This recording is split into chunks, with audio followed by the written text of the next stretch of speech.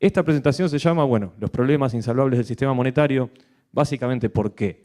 Porque podríamos ajustar algunos parámetros dentro del sistema. Mucha gente piensa que hay problemas en la sociedad y en la distribución económica porque hay gente mala o porque hay variables que no se están tocando eficientemente y que si uno las ajustara, entonces todo andaría bien. Pero hay algunos aspectos centrales del sistema que no se pueden arreglar y por eso son insalvables. Entonces, comencemos con esto. Definamos qué es un sistema monetario. Concretamente es cualquier sistema que utilice moneda, o sea, dinero como medio de intercambio, ya sea trueque, ya sea dinero físico, billetes, monedas, etcétera, o transacciones bancarias. Es un sistema monetario. ¿A qué me refiero con esto? A que no estamos hablando únicamente del capitalismo. Hoy en día, cualquier movimiento social y económico se está basando en la idea de la síntesis neoclásica. Siempre estamos hablando de los mecanismos de precios, del comercio básicamente, y se proponen distintas alternativas de administración del comercio, ya sea más centralizado a través del Estado o liberando un poco a las fuerzas, entre comillas, del mercado, y ahora vamos a hablar un poco de eso. Entonces, hablemos de los problemas insalvables del sistema monetario. Cualquier sistema que sea monetario va a encarar de alguna manera estos problemas que vamos a tratar. En este caso también, hablemos de un modelo.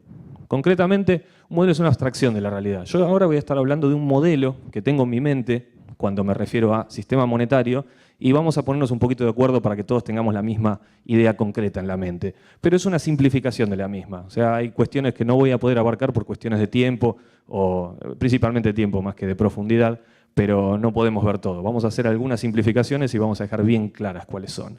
En este caso yo me refería a los parámetros del sistema. O sea, podríamos pensar que si ajustásemos ciertos parámetros del capitalismo, llámese las tasas de interés, llámese bajamos la inflación, disminuimos el desempleo, etcétera, todo va a andar bien.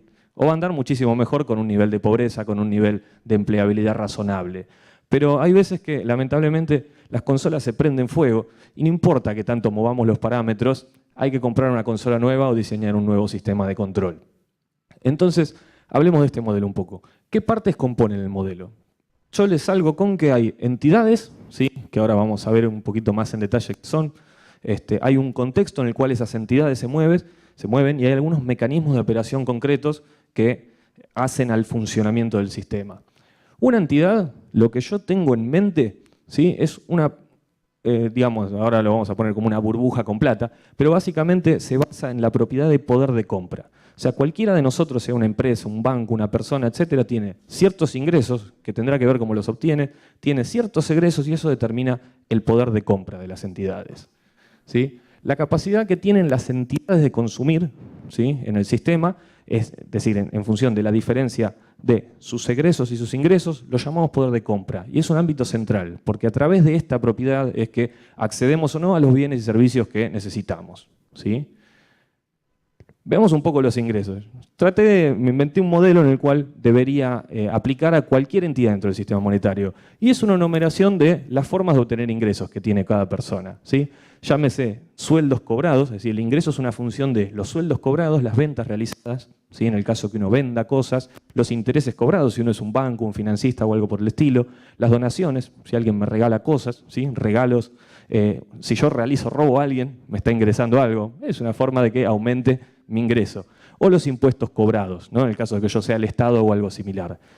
¿Por qué es útil esto? Porque analizando estas variables, yo puedo determinar que, por ejemplo, si soy un banco, voy a tener intereses cobrados, ¿sí? Pero no voy a cobrar un sueldo. Entonces, en función de cómo se estén determinando estas variables, sabemos que representan, por lo menos a la enorme mayoría de las entidades que circulan por el sistema monetario. En el caso de los egresos, similar, los sueldos que uno paga, las compras que uno realiza, de esa manera uno está teniendo un egreso y disminuyendo su poder de compra, los intereses que pago, donaciones realizadas, si me roban, ¿sí? Salgo a la calle y me quedo sin cosa, no puedo pasar las presentaciones, pero bueno, es un egreso, tendré que salir a comprar otro. Y los impuestos que pago. Con esas dos cosas, o sea, esto es lo que yo tengo en mente cuando hablo de una entidad en el sistema monetario. Una burbuja con plata, ¿sí? Que en función de estos ingresos y egresos puede salir a adquirir bienes y servicios. Vemos un poco el contexto. O sea, estas entidades que describimos aproximadamente se mueven dentro de un cierto contexto definido por las empresas, los partidos políticos, las ONGs, los bancos, la tasa de interés, el nivel de inflación, etc. El contexto es central para entender cómo se comportan esas entidades dentro del sistema monetario. Particularmente, finalmente analizando el impacto que tiene sobre sus ingresos, egresos y por ende su poder de compra.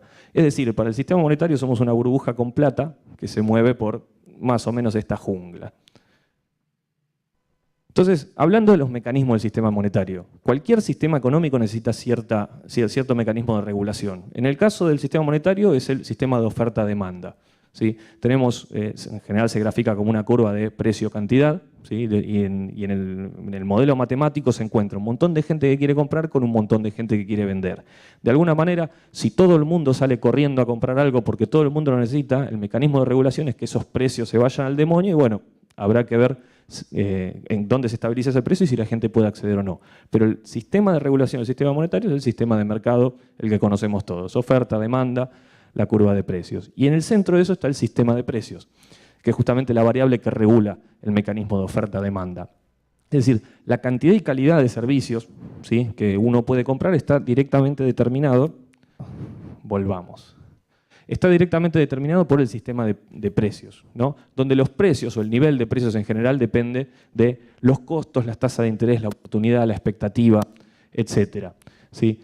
Y el mecanismo de precios es el que determina de alguna manera a qué cosas puede acceder uno o no. Y este es el sistema central que regula nuestro sistema económico. Si uno lo piensa bien, el sistema de precios es un mecanismo de restricción de acceso. Es decir, si yo no puedo acceder a algo, ¿sí?, necesito o bien aumentar mis ingresos o bien disminuir mis egresos para aumentar mi poder de compra. Y si es mayor o igual al precio del bien o servicio que yo quiero comprar, podré acceder o no.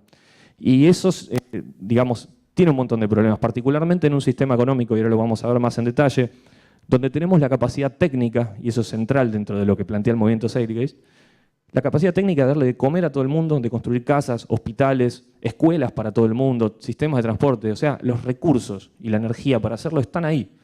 Cuando el sistema de precios se empieza a descomponer, por ejemplo, si recordarán lo que pasó cerca del 2000, 2001, las cosas estaban ahí, las fábricas están ahí, todos los recursos técnicos para producir todo eso están ahí, licuadoras, batidoras, por todos lados. Lo que no hay es poder de compra para acceder a eso. Y eso es un problema serio, justamente el sistema no está representando la realidad. Y ahora lo vamos en detalle. Pero entender el sistema de precios es central. Cualquiera que quiera criticar tiene que entender el sistema sobre el cual está hablando.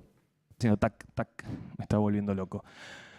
Uno de los mecanismos centrales del sistema monetario es el mecanismo de labor. El mecanismo de labor es lo que hace funcionar absolutamente todo dentro del sistema porque es el mecanismo principal a partir de la cual las entidades obtienen el dinero que necesitan para trabajar, salvo que uno sea un banco, el Estado, etc. Pero finalmente el mecanismo de labor lo que dice es que hay que necesariamente intercambiar labor, trabajo, por dinero, por bienes y servicios. Nada nuevo, todos lo conocemos muy bien. El problema aparece, y además, ¿cómo se relacionan? ¿Cómo obtienen dinero la gente? En general, aparece el mecanismo central del sistema, que es el mecanismo de empleador, empleado, consumidor. Es decir, independientemente de lo que uno haga, en general, o es un empleador y contrata empleados y les paga sueldo para que hagan trabajos para uno, y en la diferencia de operación entre lo que ingresa en esa empresa, yo tengo una rentabilidad. O bien soy un empleado, donde alguien me paga y con eso yo salgo a consumir. Al igual que el empresario, ambos son consumidores en el sistema. Está directamente relacionado con lo que es el mecanismo de consumo cíclico. ¿Por qué? El consumo necesita ser perpetuo. Y cuando cae el consumo, y estamos un poco en eso ahora en Argentina, cuando empieza a caer el consumo, el empleador no puede obtener ganancias para pagarle su sueldo a sus empleados y ninguno de los dos puede consumir. Por ende, el consumo necesita ser perpetuo para que el sistema se mantenga en funcionamiento.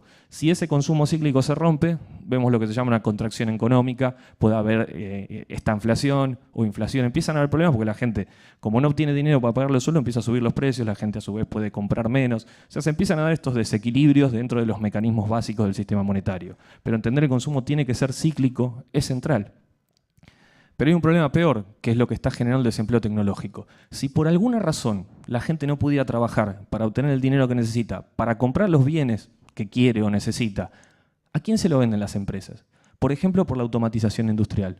O sea, a medida que salga más barato automatizar procesos que pagarle sueldos a los empleados, las empresas lo van a tener que hacer porque ni bien su competidor lo haga, le va a ganar en precio. Entonces el sistema completo se tracciona hacia la automatización de servicios en la producción. ¿Sí? A la automatización industrial. Y eso rompe el mecanismo central del sistema monetario. No hay solución. Directamente porque los mecanismos propios de mercado de intentar minimizar los egresos para aumentar la rentabilidad hacen que las empresas se vean obligadas a tratar de desplazar mano de obra. Y ahora vamos a analizarlo en detalle ha ocurrido durante toda la historia. ¿Por qué? Si uno lo ve a lo que fue en la historia, el 100% de la gente, o vamos a ponerle 98%, trabajaba en agricultura hasta la Revolución Industrial. A medida que se inventaron las tolvas, los tractores, los distintos mecanismos luego de la Revolución Industrial, la mayoría de la gente se desplazó a trabajar en las industrias para producir esas máquinas. Hoy en día menos del 5% de la población trabaja en agricultura en cualquier país semi-industrializado para arriba.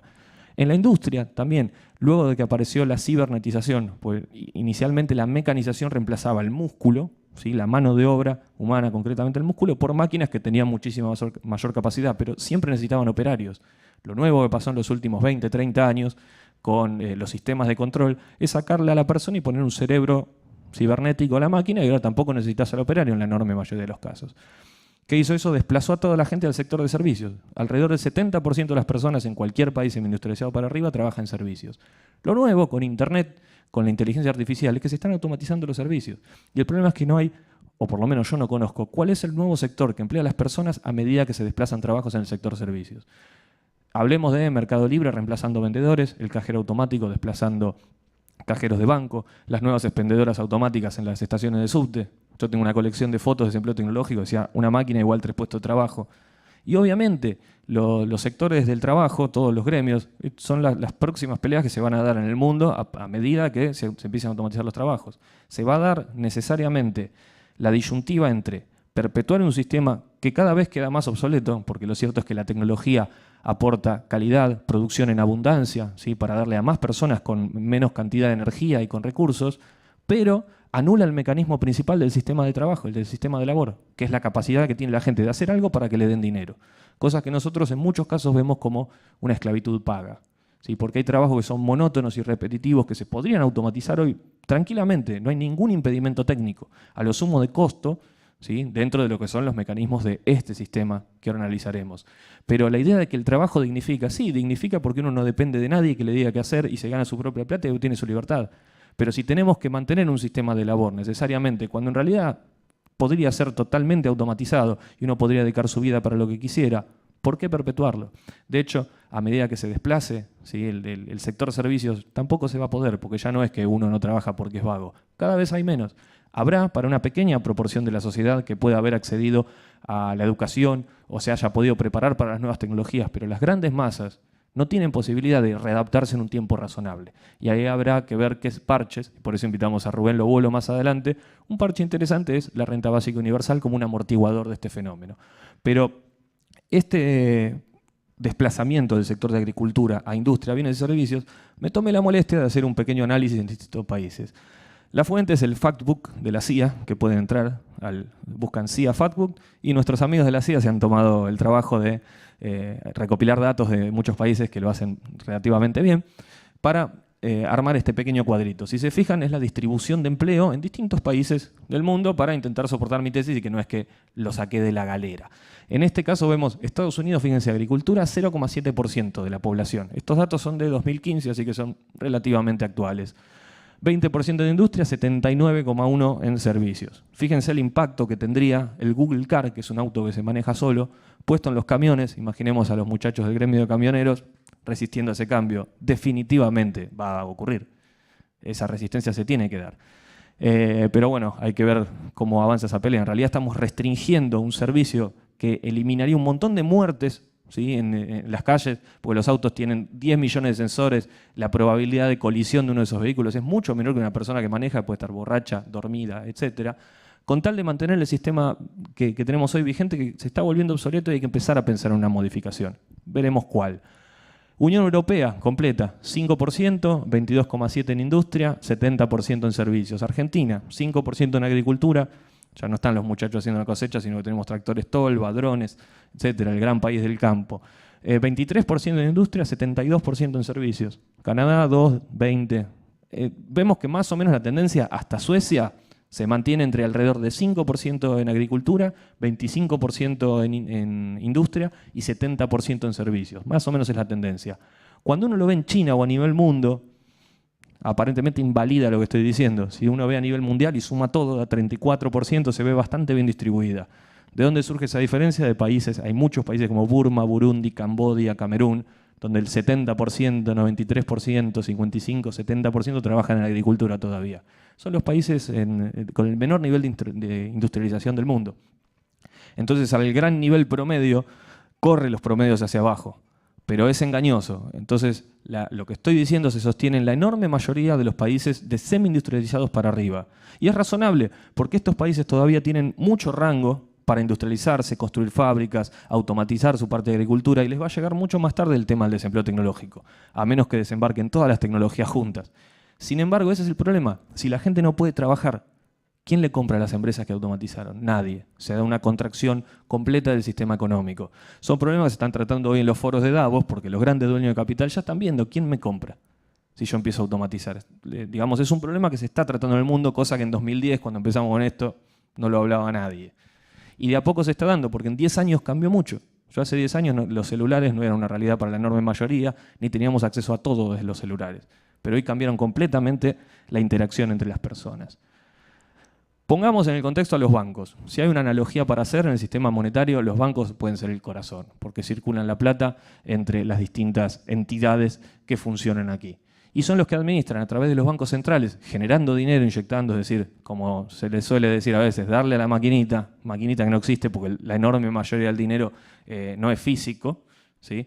Pero los bancos centrales generan dinero, ¿sí? con un interés y se distribuye a través de los bancos comerciales, etcétera, donde le llega a las empresas que nos pagan los sueldos o los préstamos que se toman para iniciar una empresa nueva o aumentar un capital. Y el dinero, como decíamos, se crea y termina en un banco, indefectiblemente. Eventualmente son el corazón que bombea la sangre del sistema monetario. Hay algunos detalles con esto. Por ejemplo, en la idea del interés. Yo el día que lo pensé desde esta perspectiva, digo, ¿cómo no lo vi antes? Y es algo que podemos denominar efecto Mateo. Efecto Mateo en general se toma en sociología, pero lo podemos usar a la perfección como una analogía, que es una vieja cita bíblica que dice, los que nada tienen, hasta lo último que tienen se les quitará, y los que más tienen, todo se les dará. Y si uno empieza a verlo de alguna manera, si uno no tiene plata y tiene que empezar algo, pide un préstamo y después tiene que devolver con un cierto interés. Es decir, el sistema penaliza la toma de un crédito. Y si yo tengo, por ejemplo, $1.000.000, ¿sí? y lo pongo a un interés simple en un banco y me dan el 1% por mes, todos los meses me dan $10.000 de alguna manera porque yo tenía plata y la estoy poniendo a trabajar. Cuando al que no tenía plata le cobraron el interés, usado en teoría para pagarle el interés a la persona que sí tenía dinero. Si uno se ve es un sistema automático de transferencia de dinero, o en este caso poder de compra, de la gente que menos tiene a la que más tiene. Y cuando uno empieza a ver ese sistema y se pregunta ¿por qué el 1% del planeta tiene más riqueza que el 50% del resto? Porque es un sistema implementado de transferencia que penaliza y acentúa las diferencias sociales. Y eso se ve muy claro en el último informe de Oxfam, que no es el último, en realidad es del año pasado, pero esto que dice que va a ocurrir, ocurrió. Y me sirve como verificación, además de que la predicción era correcta. Donde el 1% más rico, o sea, una cantidad de personas que entran en un bondi, ¿sí? O hoy en día tal vez sea en una combi o en algo por el estilo, tiene más riqueza que el 50% del planeta. El libro de Thomas Piketty explica, es un libraco así, explica en detalle los mecanismos a partir de los cuales conviene hacer negocios financieros que poner el dinero a invertir en una fábrica y producir. Entonces, obviamente, aumenta el sistema de transferencia y hace que la gente que tiene más plata directamente no lo vuelca en ningún momento. La vieja teoría del derrame no ocurre porque en ningún momento se puso a producir ese dinero. Y en general se está invirtiendo en tecnologías de Internet o en servicios que le dan trabajo a una proporción muy chica de la gente. Entonces, el derrame no ocurre. Si esto les parece lejano a nivel mundial, no hace demasiado, esta es una noticia del 2014, la fortuna de los 15 argentinos más ricos igual a las reservas del Banco Central. Tenía alrededor de 22.000 millones. El banco ahora tiene un poco más, pero tenía 25, una cosa por el estilo. No estamos exentos de esto, sabemos que la desigualdad crece. Alguno dirá, como explican en algunas teorías liberales, que la desigualdad no importa, que lo que importa es la pobreza. Podemos ser todos igualmente pobres o todos igualmente ricos. Y dicen, yo no soy envidioso, a mí no me importa la desigualdad, a mí me importa la pobreza. Pero, digamos, hay estudios muy sostenidos, en evidencia empírica, que establecen cómo la desigualdad genera todo tipo de desórdenes sociales y en la salud de las propias personas.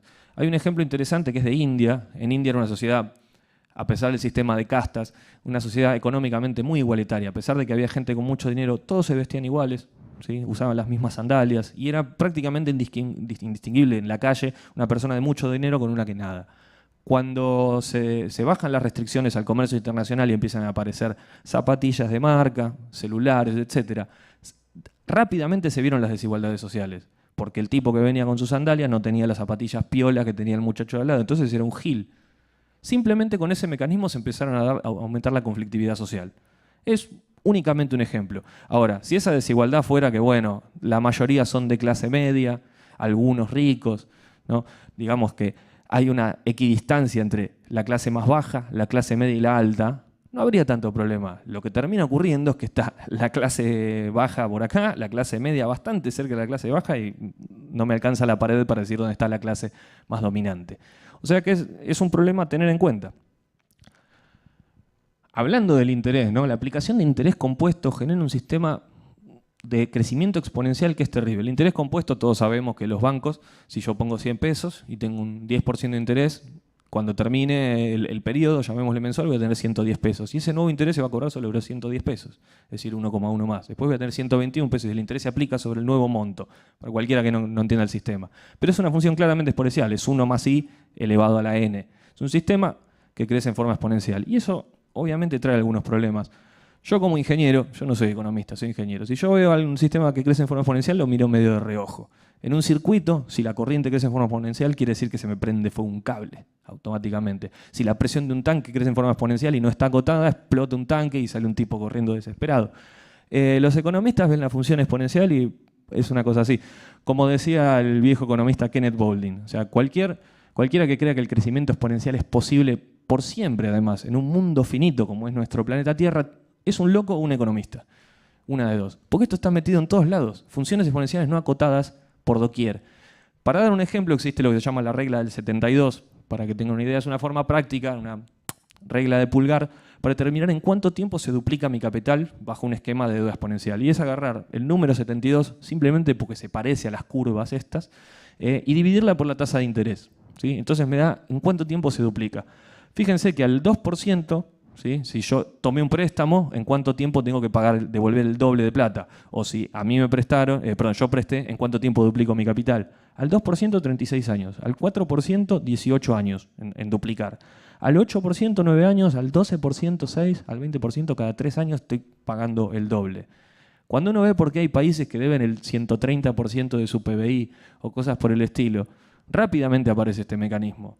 Porque son impagables. ¿Quién debe el 130% de su PBI? Y eso nos pasó no hace mucho con todo el revuelo de los fondos buitre, etc. 2001 también es una consecuencia de esto. La deuda no se paga y empieza a crecer en forma exponencial y eventualmente, ¿cómo hace uno? Empieza a pagar los intereses y en realidad el capital no lo paga nunca, y los intereses crecen más rápido de lo que yo puedo generar nuevo dinero.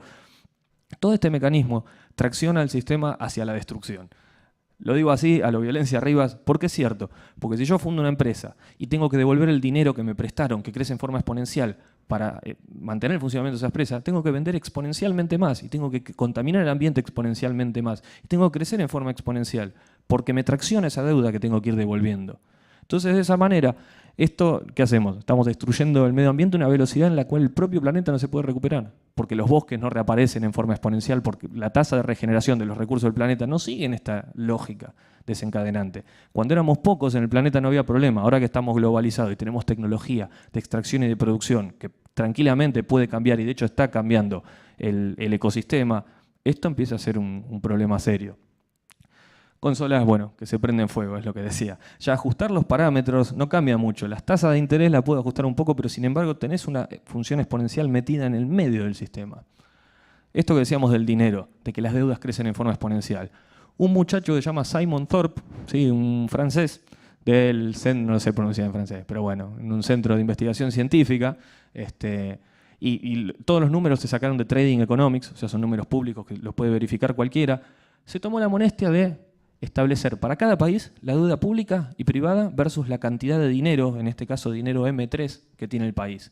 Dinero M3 es el dinero M0, es el dinero físico que puedo tener en el bolsillo, en una billetera. Dinero M1 es el dinero físico más el bancario. Dinero M2 suma el dinero fiduciario, etc. Y el dinero M3 suma todas las acciones. O sea, es la medida más concreta de cuánto dinero hay en un país, circulando, completo. Cuando uno lo ve, tengo marcados en verde aquellos países en los que no se cumple, además porque quiero ser intelectualmente honesto. Si uno ve en China, uno suma la deuda del sector privado, la deuda del sector público y tiene la deuda total. Son 12.275 millones, ¿sí? Miles de millones de dólares. Además hubo que reconvertir todas las monedas a dólares. O sea, puede variar ligeramente, pero obviamente la tendencia se mantiene porque es muy grande. Y la cantidad de dinero total M3 circulante de China es de 15.700 millones. O sea, la relación de deuda-dinero de China es del 0,78. O sea, si China quisiera cancelar todas sus deudas, tiene que agarrar el 80% de todo el dinero circulando, pagarle a todos los que le debe y solo queda el 20% de dinero en circulación. Ya 70% sería una contracción terrible. Bueno, Hong Kong se tendría que gastar la mitad de su dinero para pagar todas sus deudas, pero la enorme mayoría, por ejemplo, la eurozona, 2,45. O sea, la deuda es 2,5 veces la cantidad de dinero total que tiene el país. Si paga todo, todavía le falta el 150% de todo el dinero que pagó para cancelar su deuda. Japón, 3,54, o sea, tiene 3,5 veces más deuda que dinero. ¿Sí? Argentina lo tenía por acá. Perfecto. No lo veo. Sí, 1,67 veces. Eso debe haber cambiado en el último tiempo porque se canceló deuda, igual ahora se volvió a tomar, no sé, habría que hacer los números de nuevo. Pero cuando se suma todo, y el promedio, el total completo, excluyendo la eurozona, en realidad, porque había países que en realidad no se llegaron a analizar, da el promedio 2 veces. O sea, en el mundo hay 2 veces más deuda que dinero total para pagarlo. El mundo le debe plata a los extraterrestres, no se sabe quién. O sea, que para cancelar todo el sistema de deudas habría que duplicar la base monetaria completa del mundo, sin generar más deuda, por supuesto, porque si me prestan para pagar eso y sigo debiendo, amplifico el problema, con tal de quedar en cero. Tiene que duplicar la base monetaria y gastarla en eso y no queda dinero en el mundo. Algún economista, si es tan amable de explicarme este fenómeno, yo soy gustoso de ver cómo lo van a resolver, a mí no se me ocurre. O sea, más que triplicar la base monetaria y pagar o perdonar todas las deudas. No sé, perdonar la mitad de la deuda del planeta o el 150%, hay que ver si los acreedores les gusta. Es un problema serio. Yo no sé cómo salir de este brete en el que los economistas nos metieron con la función exponencial. Pero es un problema que difícil resolución como mínimo. Sin contar además que ese dinero, como decíamos y como vemos además, nunca se creó en el sistema, el dinero para pagar las deudas. Hay una cantidad de dinero circulante, llamémosle 100. Un banco me presta a mí 10 y yo tengo que devolver 11. Ese peso que me falta para devolverle al banco se lo tengo que sacar a otro, vendiéndole cosas, es decir, obteniendo una ventaja diferencial para poder pagar mi deuda con el banco. Ese peso no se creó en ningún momento en el sistema.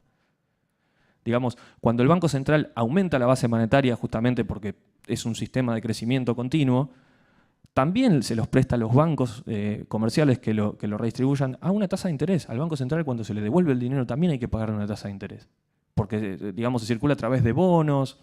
El Banco Central también tiene que conseguir ese dinero a través de la balanza comercial. Es un sistema monstruoso.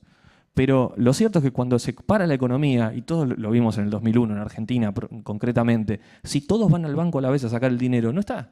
Los bancos usan el concepto de encaje bancario, que en Argentina, si mal no recuerdo, es del 20%, porque para el día a día no van todos a la vez a sacar el dinero del cajero. Pero con el 20% en promedio sirve para todas las transacciones del país. Cuando se para la música, y la analogía es el juego de las sillas, y todos se van a sentar, siempre unos cuantos, no sería uno, pero se quedan afuera. No pueden, y no es que hicieron las cosas mal, no está pensado en el sistema. En ningún momento se crea el dinero suficiente para que todo el mundo cancele las deudas. Y cuando se suman los datos internacionales se ve muy claro. Entonces, es un problema bastante serio. ¿Qué genera esto? Polución por todos lados. Un sistema de crecimiento exponencial, donde no se pueden cancelar las deudas. O sea que el día que se para la silla se funde la mitad el 100% del planeta, perdón, a menos que se perdonen algunas deudas, generando todo tipo de problemas, donde algunos de esos problemas son los que acabamos de analizar. Ahora, como decíamos, los problemas se deben a que se están haciendo las cosas mal y que hay gente mala en los gobiernos, en la administración de los bancos centrales, o son problemas intrínsecos del sistema, que no importa si yo lo hago funcionar bien, entonces arreglo esos problemas. Ya hablemos de externalidades. Los economistas le llaman a todas estas cosas que no están en sus ecuaciones, le llaman externalidades. ¿Sí? En la política se usa el mismo nombre. ¿Alguno ve en las ecuaciones que manejan la economía, la ecuación básica de la macroeconomía, o las que me inventé yo, que más o menos cierran para los ingresos? ¿Sí? El poder de compra es una función del ingreso y el egreso, el ingreso en función del sueldo, de las ventas, de los intereses, todo medido en dinero. O sea, Nada que no tenga un precio se puede meter en las propias ecuaciones que rigen la mecánica económica. Es decir, la economía habla de precios. Yo hablo como ingeniero, cuando hablo de eficiencia, hablo de otra clase de cosas. Pero lo cierto es que a todo lo que no se puede meter ahí se le llama externalidad. No está contemplado en las ecuaciones. Está el concepto de internalización de las externalidades, que por ejemplo es ponerle un precio a la contaminación, una multa. Entonces ahora sí lo puedo meter. Entonces calcular la probabilidad de que una persona no vaya a contaminar porque le sale más caro la multa que coimear al tipo que le viene a verificar la planta. Vamos a ponerlo así. Yo no estoy impresionado con el resultado de esas políticas. El calentamiento global sigue. La forma de control de eso hay que ser omnisciente para ver que no pase nada. Pero bueno, o sea, ¿dónde están? Ya lo primero es que los modelos matemáticos del sistema monetario no incluyen todas estas cosas. Los recursos naturales no renovables, el medio ambiente, el bienestar humano, la accesibilidad a los recursos de la vida, las tasas de regeneración de los propios recursos naturales, no están. No están porque no pueden estarlo, porque no están contempladas en los modelos matemáticos. Esto plantea un desacople completo de la economía de la realidad. En lugar de administrar las cosas que existen en el mundo físico, sea la energía, sea los recursos materiales, las toneladas de plástico que existen o producidas, la cantidad de petróleo, administramos una abstracción denominada dinero que se supone que representa a las cosas materiales. Y el problema es que, como decíamos, en un planeta finito no podemos tener un sistema de crecimiento infinito que encima acelera en forma exponencial. Estamos fritos. Entonces, ahí veníamos con ese desacople de la realidad. Yo como ingeniero, lo que decía, cuando hablo de eficiencia, ¿sí?, en un motor eléctrico, yo hablo de algo físico, de energía, tiempo, materiales, tecnología. O sea, yo voy a medir la cantidad de watts que tiene la entrada con la potencia que me da de salida, cuánto tiempo tarda, quiero minimizar tiempos. Cuando llevo eso para producir algo, en realidad estoy hablando de eficiencia, de otra clase de eficiencia, en términos de costos, de precio, oportunidad, de expectativa. Todo esto está totalmente, es una abstracción. O sea, las ecuaciones matemáticas sobre las cuales se toman decisiones están basadas en precios. Y los precios, después tenemos una presentación de pensamiento crítico, pero lo voy a decir igual. Hay una abstracción semántica, ¿sí? La gente dice, los precios suben, como si los precios fueran cosas que pueden subir. Y cuando uno desarma la abstracción semántica de eso, en realidad hay personas que deciden aumentar los precios, que son una propiedad de los objetos dentro del sistema. Los precios no pueden hacer nada porque no tienen mente, no pueden hacer nada. Coloquialmente uno dice, bueno, los precios suben, pero nos perdemos en realidad la abstracción semántica de base, que es que las personas deciden aumentar los precios. Las razones que tienen para hacerlo son buenas, son válidas, son convenientes. Eso es otro análisis. Pero en este caso, esos precios, ¿sí?, este sistema desacoplado, como vemos, los precios pueden variar por un montón de cosas que no tienen nada que ver con el mundo físico. Ya sea las expectativas, quiero ganar más, quiero ganar menos. Si montamos un sistema que está corriendo detrás de los precios como mecanismo central de regulación, que es en realidad un fantasma lingüístico, una cosa que no existe, en un mundo finito, con gente que tiene requerimientos de verdad, agua, comida, necesidades, cuando encima están en abundancia y tenemos tecnología para procesarlos, para satisfacer las necesidades de todo el planeta y el doble, tenemos un problema. El problema de volver a acoplar el sistema económico con el mundo físico, con lo que de verdad hay que producir, es uno no trivial. Porque el objetivo de la economía es economizar, es decir, la administración eficiente de los recursos escasos. Viendo los datos que vimos antes, ¿les parece que está haciendo un buen trabajo?